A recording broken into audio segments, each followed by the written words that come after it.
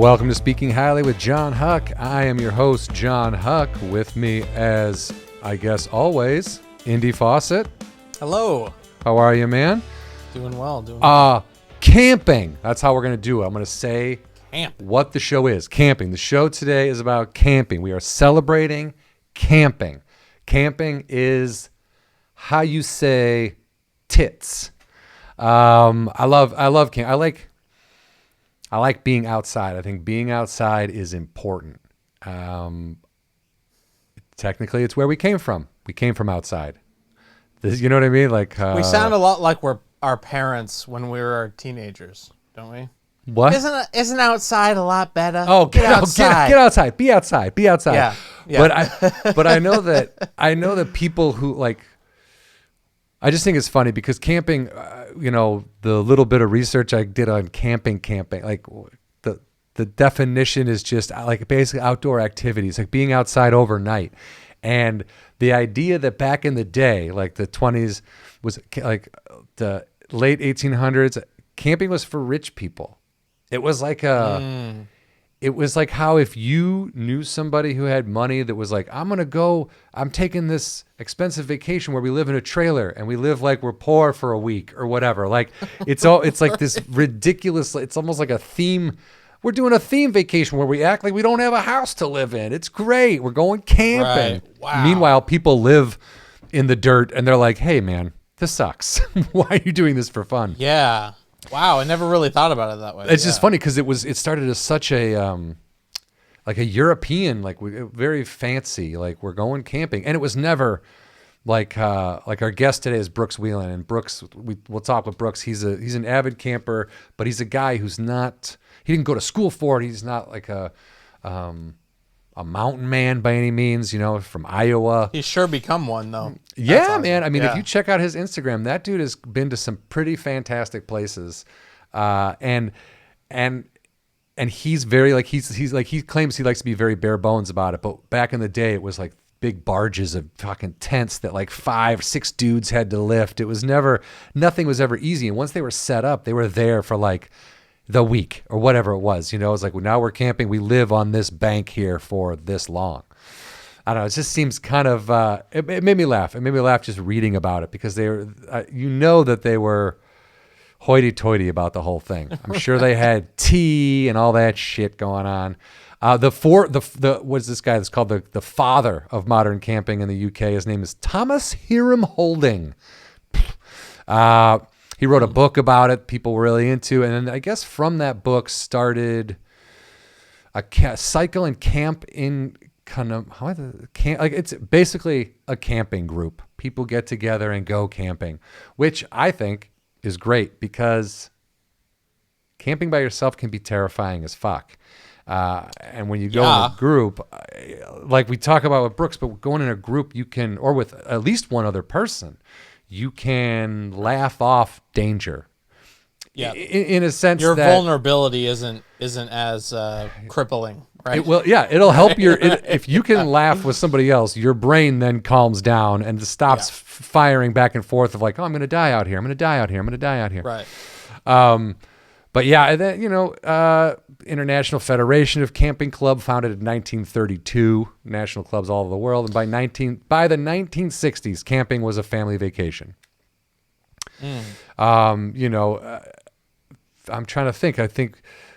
I remember I joined Cub Scouts. I was super into. Oh, you were a Cub Scout. I was a Cub Scout, and then I was a Boy Scout for a little bit. I got Ranger Rick magazine when I was a kid. Have you ever read that? No, I gotta look that up. Yeah, I doubt it's a publication because why would it be a magazine when you could go online and look at everything you need to know about nature? But Ranger Rick magazine was something I got as a kid, and it sparked interest in the outdoors. I think I remember this. I think my mom had a catalog of these. Yeah, it had like, the raccoon was like a cartoon. And so many different ones. Yes, yeah. So that was like a nature magazine for kids, and we got that when we were younger. I think my aunt got us a subscription to it. And then I was like, yeah, man, I want to camp. I want to be camping. I wore a vest, I had a little camping hat. I'm like, I want to go camping. And then I joined Cub Scouts because that was literally the promise of camping. It was like, we have these meetings, but the meetings are to plan to go camping. And I was like, yeah, we're going to go camping. I joined Cub Scouts. Like, I come home, I'm like, all right, there's a camping trip. And my dad was like, huh? I'm not going camping. I was in the Army.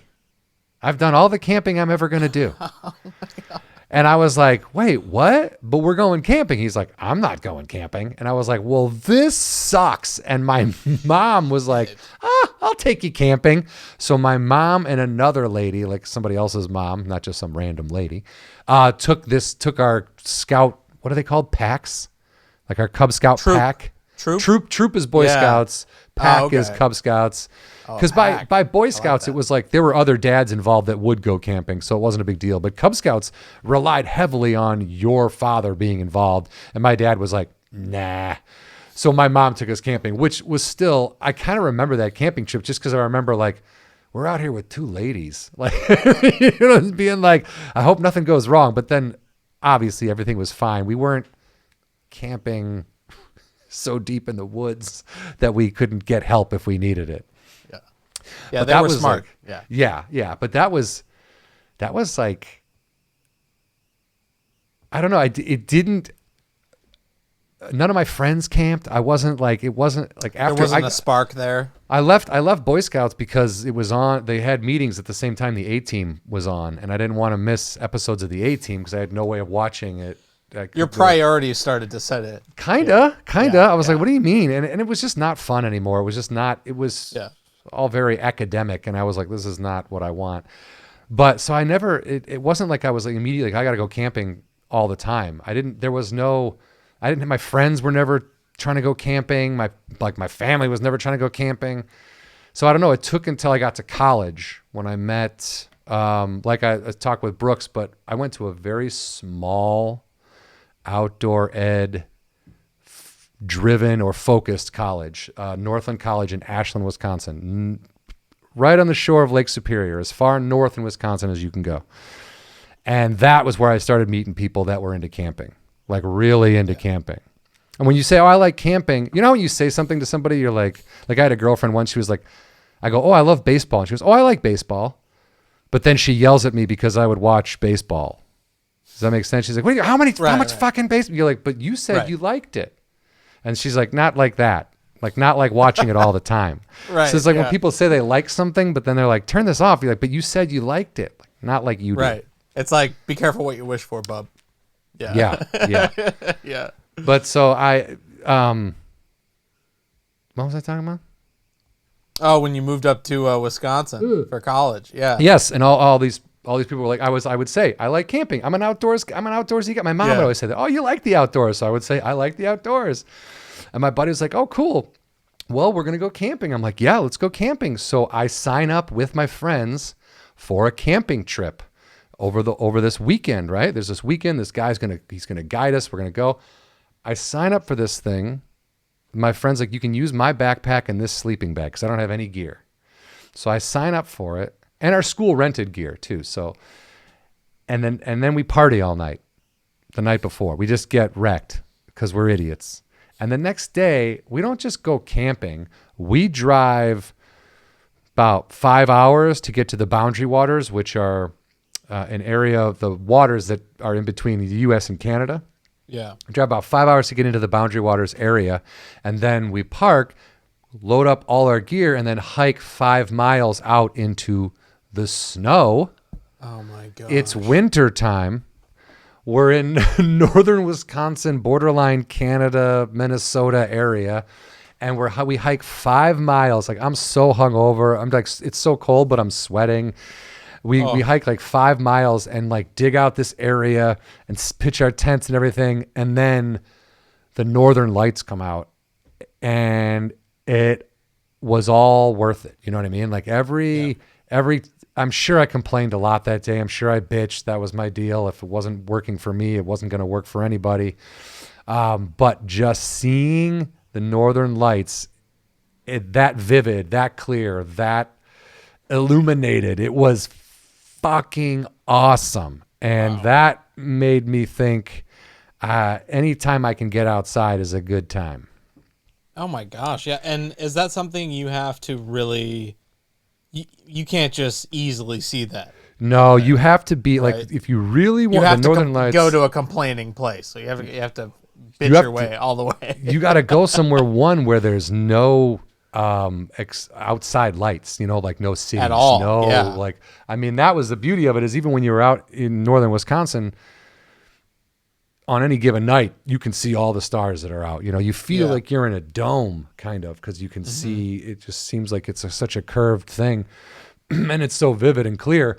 But then when you get up north, like north, even into the Boundary Waters, you can see northern lights from the shore of Lake Superior sometimes, but nothing like that. And nothing like being way up in Canada or like Nova Scotia or like, I don't know if Scandinavia, but like up there, it's up there with like Alaska. Alaska's You its have own to get way up class, there. but you got to be way up there. And that was the most vivid I'd ever seen them outside of a magazine or like a National Geographic show. That's so awesome. But and that, again, it made it all worth it. I was like, oh yeah, okay, that was a lot of work.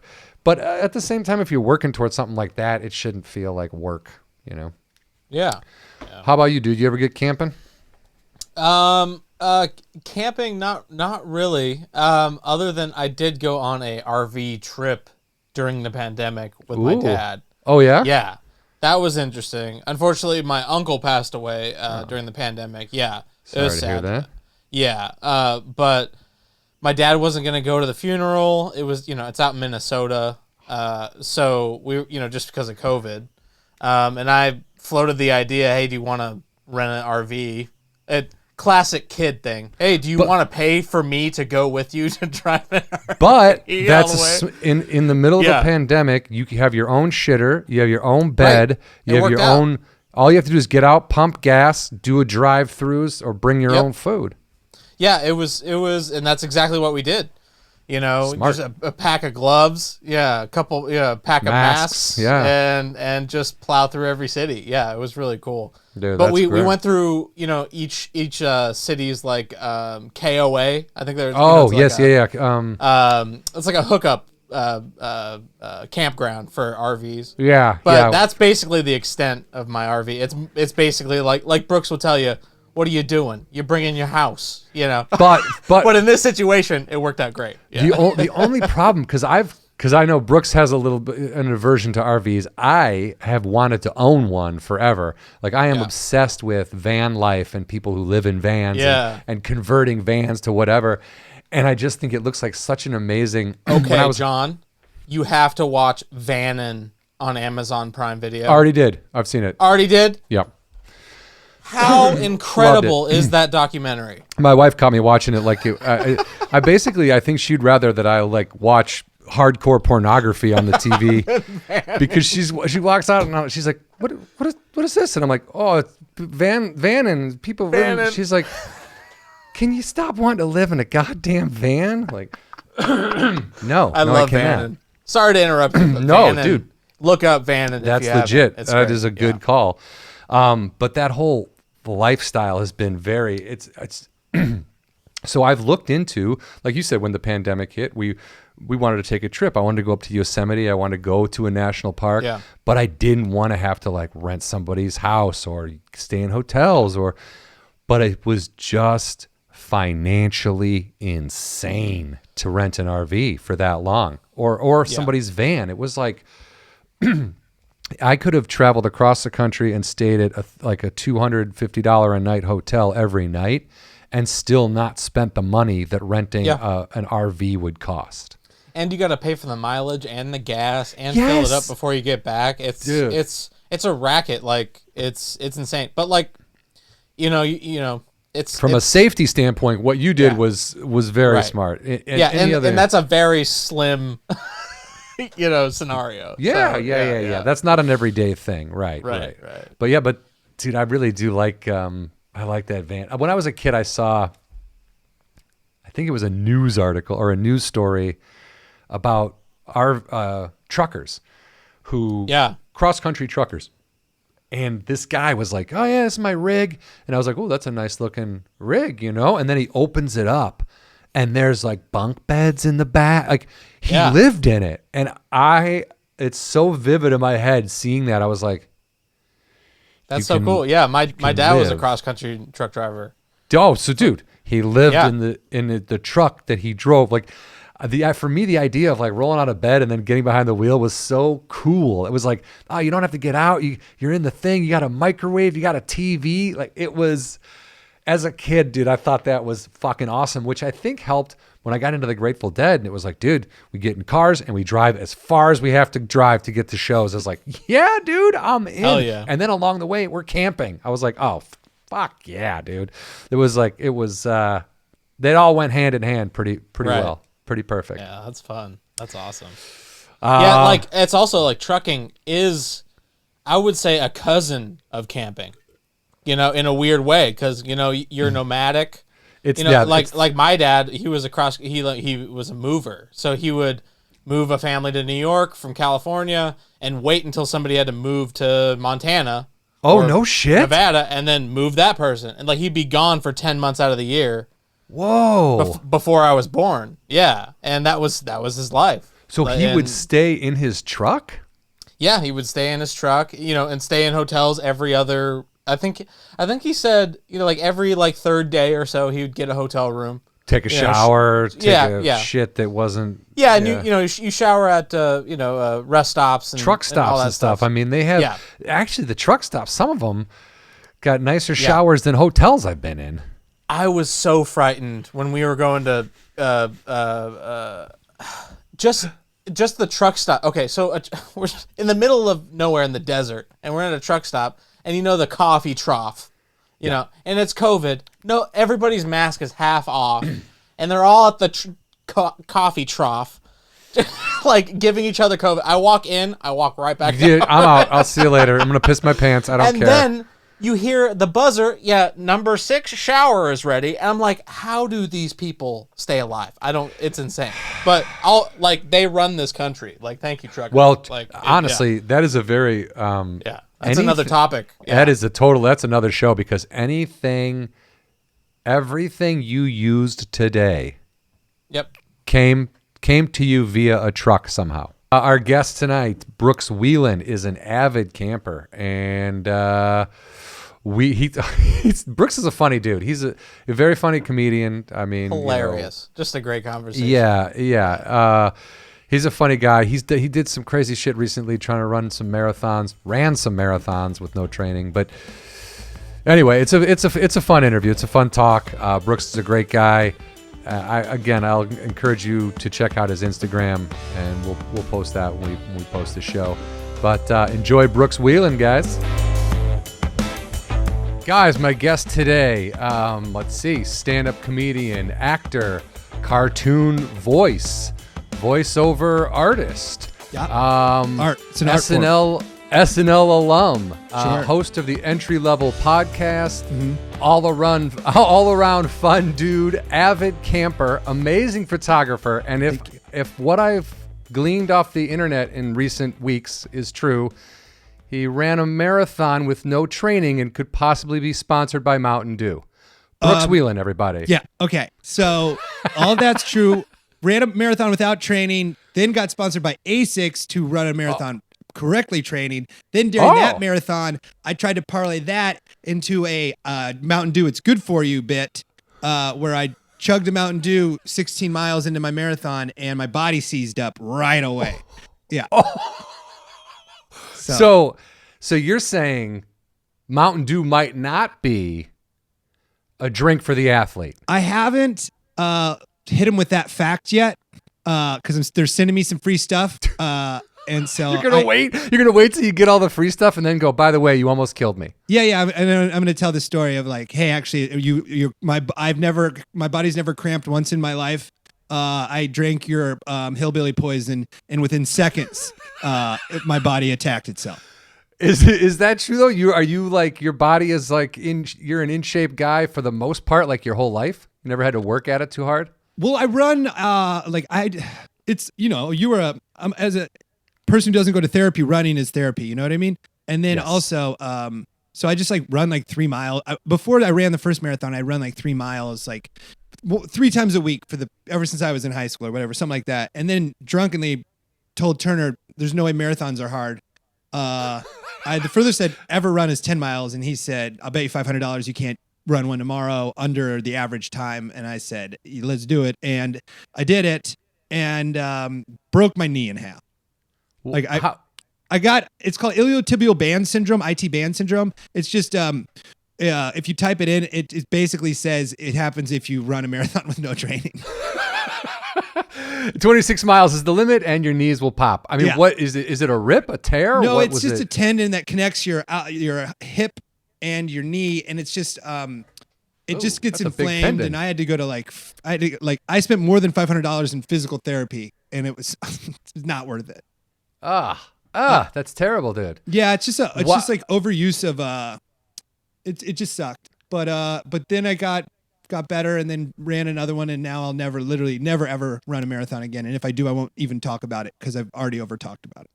Do you think?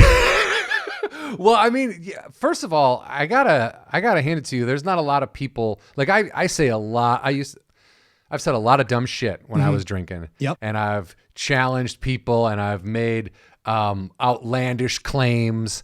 And usually the next day I'm like, "Oh yeah, I'm a fucking asshole. My bad. Sorry. No, I can't do that." Yeah. But you were like, "No, I meant that, and I'll do it." Yeah, I moved up the start time. I was like, "Let's do 11. I'm feeling it today." You want to know what the crazy sad part is? I ran faster on my day of no training than on the day of training because of the fucking Mountain Dew. I had to lay down. Because of Mountain Dew. I had to lay down for a while.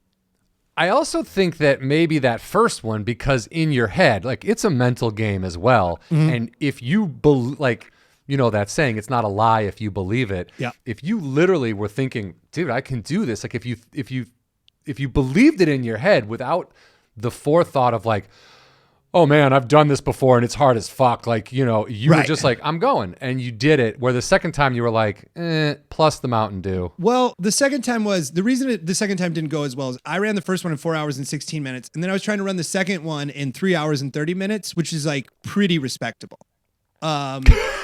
Yeah. So I was banging pretty good for the first like half of it, at like a 3 hour and 15 minute pace.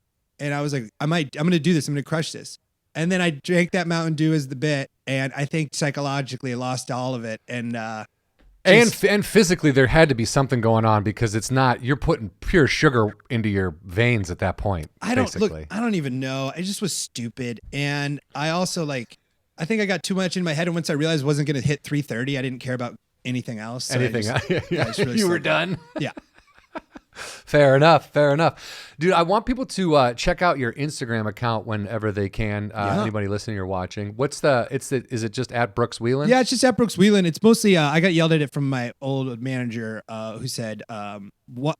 It has nothing to do with comedy." I go, "Yeah, I don't know. I like art. I like photography. It's okay to have more than one interest." Absolutely. I think that's the beauty of social media, is that it kind of highlights, like, people might know you as a comedian, an actor, but like they might not know that you take pretty fantastic photos. Like, have you have training? Did you take classes in college, or are you just fucking around with a camera? I just post up in the best place and wait for the sun to be right. That's it. I just take my time with it. You're patient. Yeah. Or I wake up early, or, I put myself in the right position with and I just like that stuff. I really like camping, and I really like sunsets, so I might as well shoot some photos while I'm doing it. And you're from Iowa, and that's, depending on where in Iowa, there's it's an outdoorsy area in the sense that like how Illinois and Wisconsin, people get out and camp and everything. But was that something you did as a kid all the time? No, the opposite. I never camped for real never camped ever until I was 25, because I lived in the woods in Iowa, and it was like, why the fuck would I go to the woods? This is where I live. Yeah. Yeah. I fucking hate the woods. It's my home. And yeah, we live in the woods outside this town of Manchester. And also there's nothing cool to camp around in Iowa. There's no national parks. There's fucking nothing. No offense. You suck. I gave you 22 years. You blew it. So I'm just not into Iowa, and like the nature there just really sucks. Like for camping, and then then I see the mountains. I'm like, this is the most beautiful shit I've ever seen. I see the ocean, like, what the fuck? The desert, like, holy shit. That's why, like, when people in Iowa are like, how could you deal with the traffic in LA? I'm like, fuck you and your state. Like, there's mountains, there's oceans, there's a desert. It's great. I'll tell you how I deal with traffic. I go away from it. But also because on the other end of it is somewhere you want to be. Yeah, exactly. Whereas like they're mad because their traffic that they sit in ends up being point A to point B of two places they'd rather not be. Yeah, and also they just are so like they just are taught to hate traffic so much. Like I remember like as a kid I was like we should go to a Cubs game, and my dad, because Chicago's like 5 hours away only from where I grew up. My dad's like, where would we park? It's like, do you have any idea what Cubs traffic would be like? And then we're gonna have to park. Yep. Yeah. No way. Exactly. Dude, I don't know. That's a Midwest dad thing, but we were only 40 minutes from Wrigley when I was growing up, and it was always like, we got to take a train down. Otherwise, we got to fucking, what the fuck? We got to park. I'm not parking. And the lots down at Wrigley are like these, like, run by local guys who, like, live down the street or whatever. Hey, park over here. They're just like Chicago guys. Right, and my dad has no patience, had no time for that. No. He did not give a shit. He was like, no, we're not letting this guy near the car. It was always, it's a new car. It's a new car. It's a 1979 Pontiac Le Mans. It's not new. Yeah. It's not new. Yeah. Like, that's the other thing that, like the idea of my dad or any of our dads from the Midwest, not drinking and driving and instead getting in the back of someone's Prius and Ubering home. You couldn't, with a gun to my dad's head, get him to I'm going to let Trevor drive me home in his Prius. Yeah, no, he's driving home. This car needs to be at home.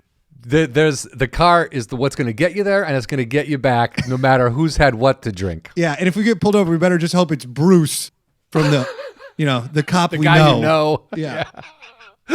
What did your parents aren't outdoorsy people? They were also were you like, when you say you lived in the woods, you mean like you were pretty rural, like you were surrounded by no neighbors, like maybe a few hundred yards into these woods. That's cool though. It's cool if you aren't dreaming of hanging out with your friends who live in town. And we were how probably far from town? About 7, 8, maybe 10 miles. So like once I hit 12, I could ride my bike into town, and that was great. Yeah. But those first 12 years were in a real prison. Wow. Yeah. Do you look at that now though as kind of like, do you have any kind of fond, people always grow up and they want to get away from where they are. I mean, people who grew up in LA want to move away. People who grew up wherever, they want to get out. But do you ever, and I think that's just like a sign of our youth, just an evolution, a growth or whatever. But do you ever look back and go, yeah, that was, I might not have given it as big a shot as I could have, or I might not have been, I might not have enjoyed it as much as I should have, or I enjoy it more now. No, it was awful. I hung out in my closet eating jelly beans, petting my guinea pig because my brothers were mean. It was not a fun childhood. Is that why you wrestled? My older brothers were really great at wrestling, but also to be fair to this town and how I grew up, even though I claim to hate it and hate Iowa, everything I've ever written in my life, open on Manchester, Iowa, like it's like the setting for every story I have, because it is such a weird, unique place that is also at the same time relatable in every fucking way possible. And it when you're writing something, what comes out. It's like when you're writing jokes, when you're writing anything, it's like how you grew up, where you grew up, the people you know. Oh, dude. So 25, you get out, you see the mountains, and you just, what was your first? Because I know you do crazy shit. When I say crazy, I mean like you'll go camping by yourself. Yeah, I just went on the coolest trip of my life by myself. I drove up to, and it was really fun. I drove up to Glacier National Park and then down and kayak down the Colorado River, backpacking, where I had to like portage my own water and everything. And that was pretty gnarly. But on that trip, I ran into our friend Chris Fairbanks up in Missoula and got to hang out with Chris Fairbanks, and we with his crew. It's so fun to see. His buddies up there? Yes. So I ran into his great. If you don't know Chris Fairbanks, he's incredible. He's a Montana skate guy, which is the best combination of any person ever. And turns out there's 50 of them there, and they're all that cool. And That's we great, tubed dude. down the Blackfoot River together. It was the best. So I guess your initial thing was like, what brought it up? Andy Haynes took me to Joshua Tree one time when I was going through like a breakup, and it was like, I was like, we can just do this. Like, you can just do this. And it was like, it's like a way to get away, you know, like I it's no secret. I drink, and then I, like, will get on my phone on social media and then get grumpy that like Julia Louis-Dreyfus is doing fucking, Old Navy commercials, and then I'll tweet at her like, how much more money do you need, Elaine? Like, and then I'm like, I have the opposite when I go camping. I'm not looking and getting angry at a celebrity. I'm just like, around a fire getting angry at Carl Hess. Yeah. You go camping with Carl a lot. Is he your kind of go-to? Well, it's easy. Yeah, I mean, he's my go-to. Who do I know that's got nothing going on right now? Well, there's got to be more than Carl that has nothing going on right now. No, I'm just saying. Carl also is Carl's the best person ever to take camping because you're going to eat right. That man does not eat wrong. Dude, that dude, I feel like he carries a lot of food, and there's prep work in every meal. Yeah, it was awesome. We just went. Me, him, and his little brother just went down camping in Baja, Mexico, in this canyon de Guadalupe or something like that, and it was like so far off the grid. And Carl was like, "I got us a case of wine." I was like, "How many bottles of wine?" Case of wine, which means 13. He's like, "One of us is a Magnum, so it's like 13 bottles of wine." I go, have you ever met any of us? This is not enough. So we blew through that pretty quick. Nice. But yeah, Carl goes a lot. Nick Thune goes. Kanane goes. And Carl, and then Cornell will come sometimes too. Nice. But with this trip you took by yourself, what because I hope people understand that, like, at least the pictures you posted, you were in, like you said, you portaged your own water. You're in remote areas. Like, you're in areas that, like, you could see a bear. You could have animals coming in and... Yeah, I was camping at this place. I also camp in BLM land, government land, which means I do want to talk about that. Like, what? Because I know that's free, right? It's free, but there's just no sites. There's no amenities. It's just like, this land is fucking wide open. You can just lay down. If you get there, you get there. Cool. But pack in, pack out, that sort of situation. So I camped in on government land the whole way up to Glacier, and that was really cool. But I was camping outside the Tetons in Wyoming, and I was realized like, oh shit, I don't have any bear mace. And it's true bear country. And then like within 1 or 2 minutes of thinking about that, I got it, because it's so high up altitude, huge nosebleed. And it's like, too late to go to a store. I'm like, great. And now I'm just bleeding in bear country without. Oh, dude. Yeah. And they smell that, right? Like, yeah, I was basically cooking. I like started a grill for them. You didn't see any bears though, did you? I did. I saw 3, and but I was in my car when I saw them, and I remember thinking like, oh, they're cute. And then as I drove, past them slowly, I was like, those are the biggest things I've ever. They were grizzlies. They were fucking huge. Grizzlies are tank, dude. Yeah, it was like it really. I was glad I saw them after I had that night. Because I went and got bear maced. Yeah, I got bear maced the next day. And oof, it was scary. If you were driving to somewhere to camp for the night and you drove past 3 grizzly bear, I mean, I wouldn't get out of the car.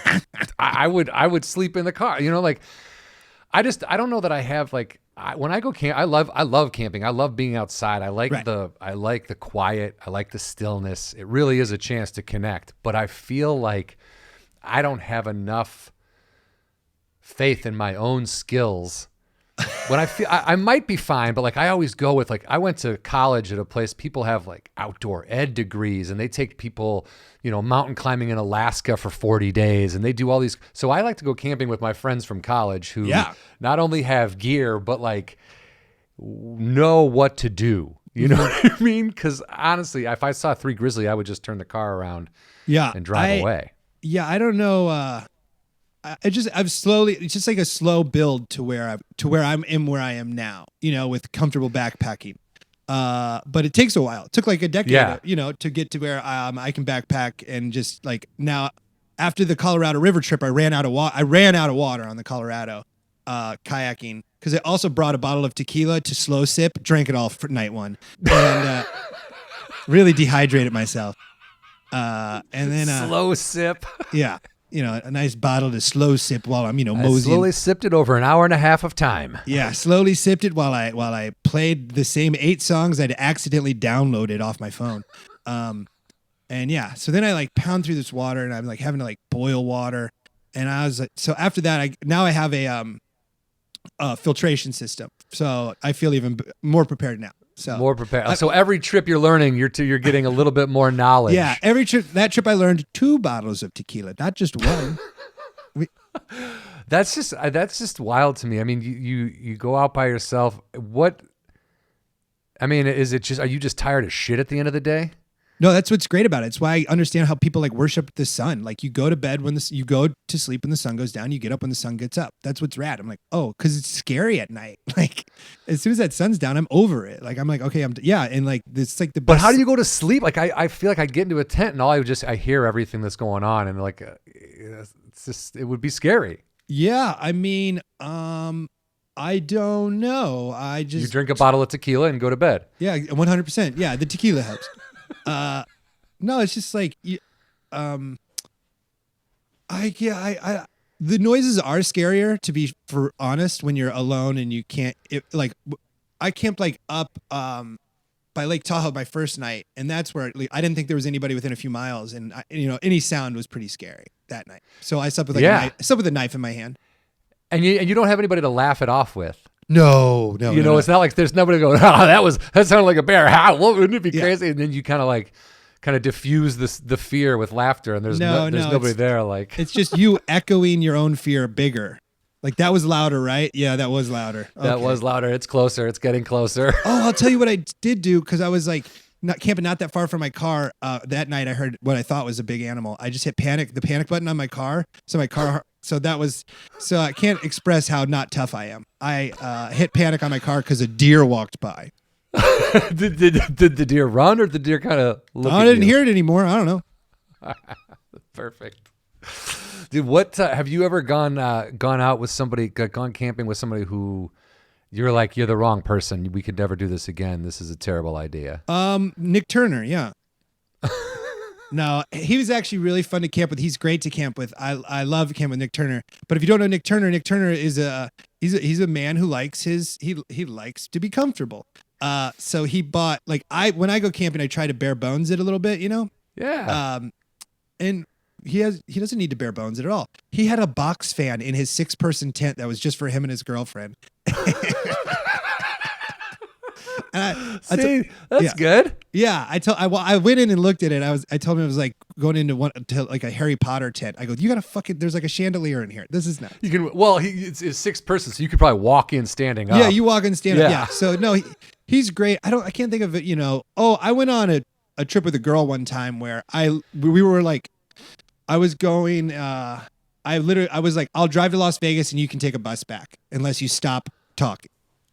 Really? Because she was like, take me home. I'm like, I'm not taking you home, but I don't want to be with you either. So you can take a bus home, or we can keep going on this trip, and we just agree to limit our conversations. So that happened once. That was just a relationship thing? She wasn't mad about the actual camping? No, it was, and it wasn't even like a relationship thing. It was just a girl that was like, I was like, I'm going to go on this trip to kind of figure stuff out. And she's like, I'll come with. And I was like, oh yeah, actually, you know what? That sounds better. And then like 1 hour in, I was like, oh no. Yeah. Well, you talk about bare bonesing it, which I think that's kind of something that I like, is like trying to make it all as compact as possible. What if I had to, could I carry all this with me if I had to run away and be scarce somewhere and hide? But do you have go-to gear that you are like? I have everything. I also stay packed. I have everything I ever need. I have everything that I need to live in my front closet in 3 Tupperware bins, and I just throw them in my Subaru and take off whenever, because I never plan anything. That's also why I like government land. There's no reservations. Which reservations in anywhere but California is easy, but here there's so many people, especially during this pandemic. They're really like Joshua Tree. for the first time ever was full. I'd never ever not been able to get a site, and I wasn't able to get a site a little bit ago. So the tent that I use, and I also am like fully will bug my agents to get me gear. Has that worked out? Like, have you? It does, yeah. Because I'm anything just like, yo, if you like send me, because like they have, you know, like the agency that I'm with has, you know, a products person, you know, and they have relationships with Patagonia, and you know, and they're like, hey, check out, he'll post like a photo, like go to his Instagram. Basically, I'm like, can I get a tent? And I guarantee your tent's going to be, you know, showcased. And like North Face, because I'll use it. Yeah, the North Face is like, pick a tent. And I was like, God, you goddamn right. Yes. Like that was like the thing that like that made me happier than like any comedy paycheck ever had. You know, just like getting a tent in the mail from you know, this weird dumb life we chose. But I was going to say, because of why you're getting it because you already have been going out. You're taking enough pictures that are good enough that people are noticing them, so that when they go to his Instagram page, like, oh yeah, there's a lot of people that look at this shit. Yeah. They like this. If he's using our stuff.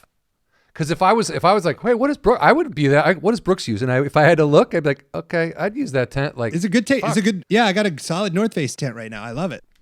Dude, that's great. Is it a one person, two person? It's a 2-person. It packs up real tight. It's a backpacking tent. Like a real little like.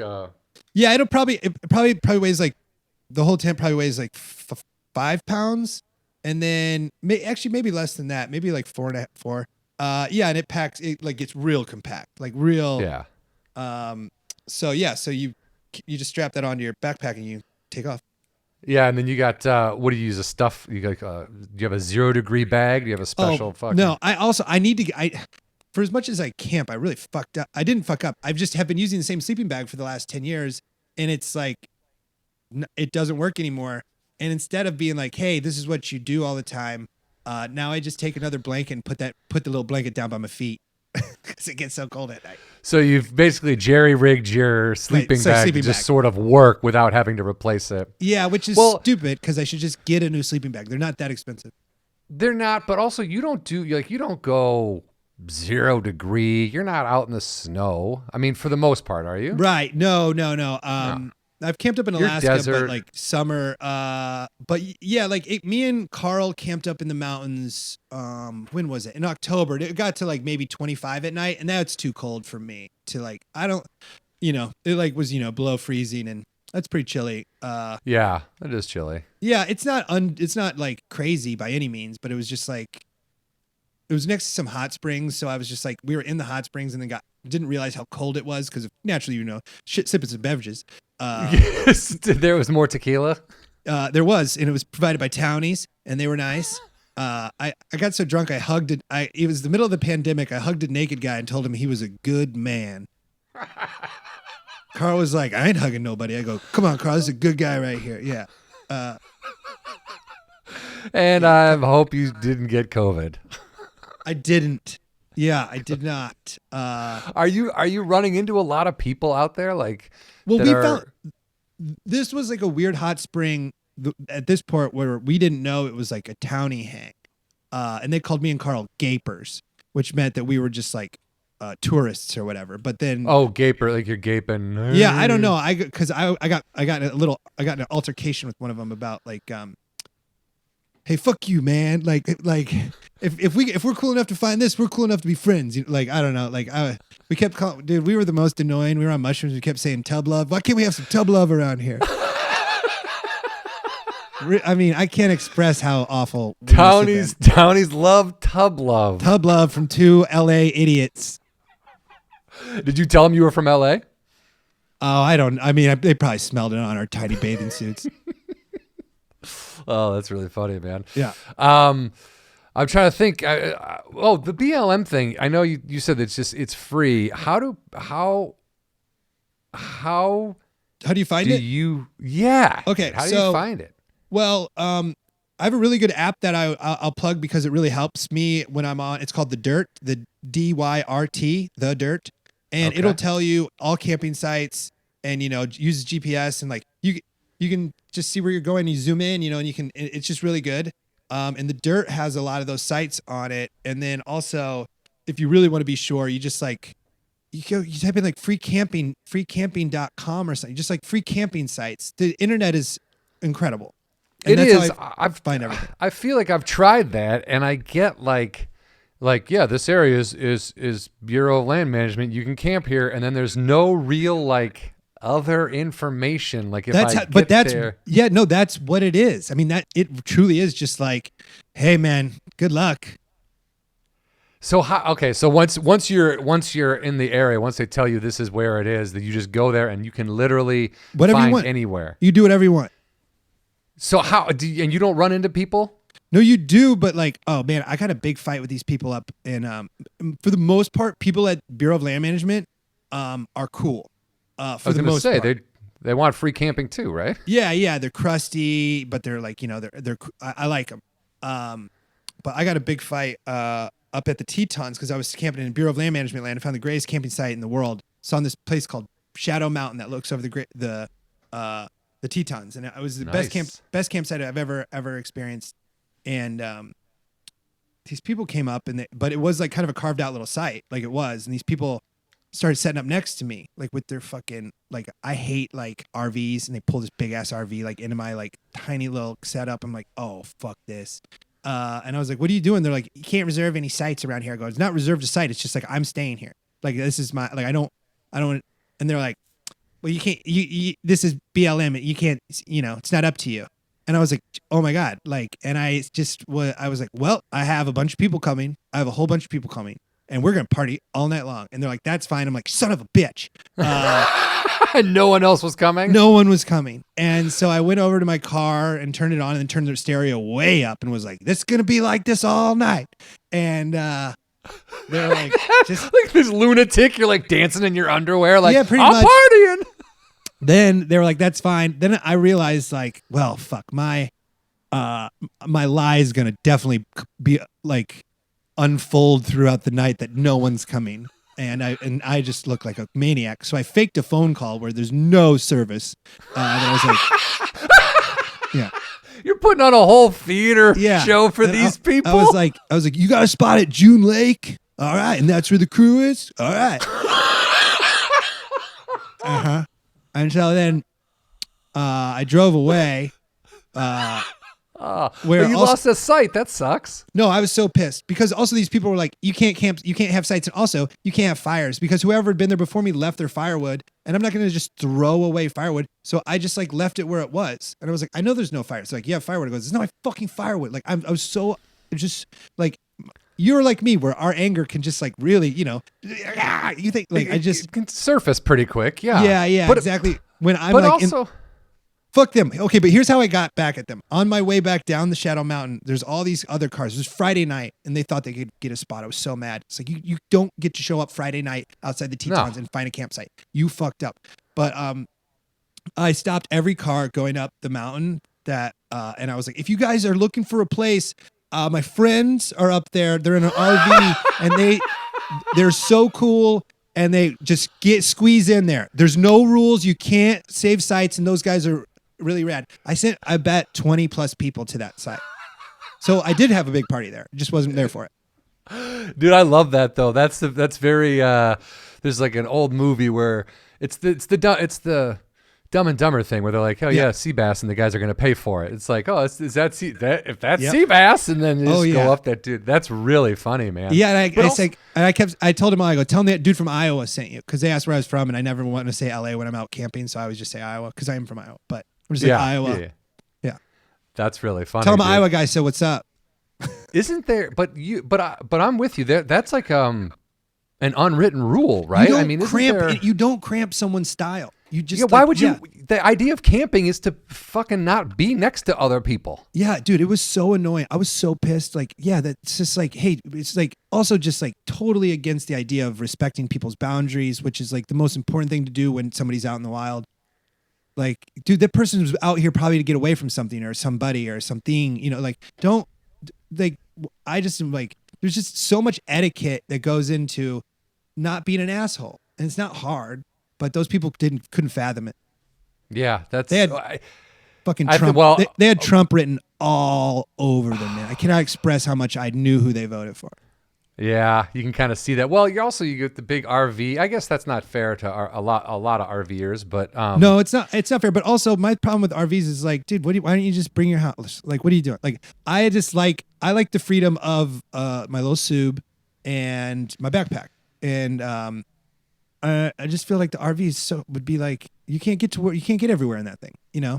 Would you ever do like a van, like how people convert vans to live in and camp out of? Yeah, I mean, Doug, our friend Doug Pound has a great van that he did that with, and it's fun to be with him. But I also like sleeping outside. Yeah, I'm not against any of it. It's just I like my way is the only correct way, actually. Yeah, I'm not against any of it. Everybody else is just fucking wrong. Yeah. And the photography just came in because, like you said, you were going to be there anyway. You were taking pictures. Well, yeah, it's just like I didn't know how much I loved nature until I lived in a city. You know what I mean? Because I guess I just took it for granted, and then I really just like photography a lot. Like it's I enjoy like Nat Geo and all. Like that stuff rocks. And so I just kind of copy what I see. And like anybody, like Instagram makes anybody a good photographer. You say that, but I also think like what you said, your patience and then putting yourself in positions to get those pictures. Like right. A lot of people jump out and just like me, I'll be like, "Ooh, look at this," and I'll take a bunch of photos with my phone, and then I'll get back in a car and I'll drive away. I don't set up. I don't wait for, sunsets or sunrises to happen. Mm-hmm. Yeah, it's like it's a total timing thing, and also it's just like it's such a good. It really came from touring, doing stand up, and like hating being in the hotels, and then finding out whatever was nice around there, and renting a car, even if it meant you were making $200 less that weekend, just to like get out there and have peace of mind. So I was driving around doing photography during the day to keep myself from like just drinking in a hotel. Yeah. That's good because if you're going to stay on the road or be on the road for longer than your 20s, it's going to you need to figure out what to do during the day that's not just get plowed because that ends badly. Yes. No, it ends with you snapping on a crowd in Milwaukee. Yeah, dude. What are your top I don't want to like you don't have to give away specific locations or anything, but top 5 areas that you would say you personally have enjoyed the most. Well, Glacier National Park is my favorite national park. It's like up on the Canada-Montana border. I can't recommend that enough. It's like 8 Yosemites, Whoa. Like, yeah, it's just a bunch of valleys. It's a bunch of glacial valleys and lakes you can swim in and stuff you can jump off of. It's incredible. It's the best. It's by far it's my favorite national park. So that one's rad. I really like camping there. And you go BLM? No, when you're your national park is not. You gotta pay the government. So that one's great. And then the LA one is Joshua Tree just because it's so close and simple. Yeah. And also just kind of pretty. It is like it's like good for people go there for a reason. It really is great. It feels like you're walking on another planet sometimes. Yeah, no, it's the fucking best. So those two, and then I guess where else I go, I camped on the Kern River a lot this summer, but like that's just I like cool. the Kern River. Yeah, it's cool and close and awesome, and we would just tube on that a lot. And I go to Yosemite quite a bit, and I'm trying to think of my other. Zion. I camped at Zion a bunch this summer. In Canyonlands. When the pandemic went down, I was like, I'm going to go live in Canyonlands until this is over. And I was out there like a week before they're like, you need to come back and finish this writing assignment. And I was like, nothing's good. And then the fucking network isn't even a network anymore. Shout out to Pop. They don't make it like I had to come back and work on a TV show I'd sold to them. And then like a week after I got back, they're like, we're not doing this anymore. I was like, I found a cave in Utah that I was going to live in for a while. Did you really find a cave, or did you just find a spot? No, I found a cave that on Bureau of Land Management. This place called Hamburger Rock. If anybody wants to look up Hamburger Rock Campground, it's BLM land. There's a little cave that I posted up and was fully going to just live in for a bit. Wow, dude. Yeah, it was dope. It had a little chimney that like a little offshoot that came out the back, so you could like cook in there because it was raining. Oh, it was wow. Awesome. Yeah. I'll send Dude, you. that's badass. I'll send you like a pic of it. And you can post it or something for this. Yeah. Yeah. Yeah, for sure, dude. Well, man, thank you so much for taking the time. Is there any other than just get out and do it? Because I think that's the key is like start small, but like if you're looking to get out there, take some friends you trust, get out, do some shit. I think the most important thing about starting camping is just don't be intimidated. It's not intimidating. Like when really the show that like proves it is that show Naked and Afraid. Those people are naked with nothing and they live for 21 days. You can live off of Cheetos and be uncomfortable and sleep in your car. Worst case scenario. Yeah. Just go. That's the thing. If you got if you're car camping for sure, worst case scenario is just get inside the car. Yeah. Which is what you should start off doing. Yes, that's me, dude. I'll car camp like this is nice, and then I hike during the day, and then a lot of my photos, my car's like probably only like a mile away. It's not like I'm going way off the grid. No, but still getting out there, when you have to carry your own stuff in and out, and it's not just go get it from the trunk or, I feel that's like legit camping to me. Yeah. But yeah, I don't know. Like any national park is pretty rad. Like except for the Great Smoky Mountains, which I feel like they just felt bad for the East Coast, and we're like, we're gonna call this one a national park. I've never been. It doesn't hit the stipulations a West Coast park would need. Well, I mean, you're very spoiled out here. Spoiled. I know. That's why I was like, oh, we got to go check out this national park. I go, this is a fucking national park. Yeah, it's like laughable when you've seen, Zion or Yosemite or whatever. It's fucking. I also get so mad whenever I see like a Trump flag in a national park. I'm like, you don't get to come enjoy this if you voted for someone who's trying to take this away. Trying to take it away. Yeah. I think the national park system is very important. And when I am there, I have no problem paying the fees just because somebody's got to pay those people to keep that stuff up. Dude, they rock. National parks I think it's honestly a Netflix documentary that I watched called National Parks, America's Best Idea. And I was like, absolutely. Yeah. Yeah. And you've never had any run-ins with like twig pigs or rangers or? We got pretty close to having, I have a travel show called Travels and Such with All Things Comedy. And we almost got all of they can, you can't shoot without permits there. And they can take your everything. They can just take it, and we had to like kind of run out of Joshua Tree one time because we had very legit equipment and we're shooting a show, and I just kept saying it's for YouTube, it doesn't fucking matter, it's for YouTube. And the guy's like, YouTube makes money, and I was like and then he was like he's like sit tight, and I was like, he didn't take any of our stuff yet or our SD cards, and I was like, get in the car, let's go, we're just out. Sit tight. Tight is not, no, I'm not sitting tight. It's like a ever. That's my chance. That's you telling me it's my chance to run. Right. Yeah. And usually they're pretty. Yeah. Usually they're pretty cool. But like, I understand that we had like, boom mics and multiple cameras. Like, I'm like, okay, yeah, we are being obnoxious. We're taking this too far. Is that show? Are you still doing that show? I mean, not during the pandemic, just because of I don't think they're gonna go against COVID safety protocol. But yeah, we'll make more of them when we're done. Awesome. And they're up online right now at all. Yeah. If you type in Travels and Such, you should come on one. I'll invite you on the next one. I take 2 comedians. We go camping. It's super fun. I would love if you wanted to come. Dude, I would love that, man. It'd be really sweet. fun. Yeah. We've done Joshua Tree. We floated down the Kern. We camped in Malibu. We did a canyon in Santa Barbara where we ran into a mountain lion for real. Me, Carl, and Turner ran into a mountain lion. What was that? It was like it went like it had this like guttural growl, and we just started like throwing rocks and jumping up and down and being big and like waving around and and that with face to face, like it was in front of you guys. We don't know. We just walked up on it. Oh, man. You just heard it. Oh, yeah, and it's pretty funny in the episode. I'm like, keep rolling. The camera guy goes, no, wait, fuck this. And well, you saw that footage of the guy who was being stalked by the mountain lion.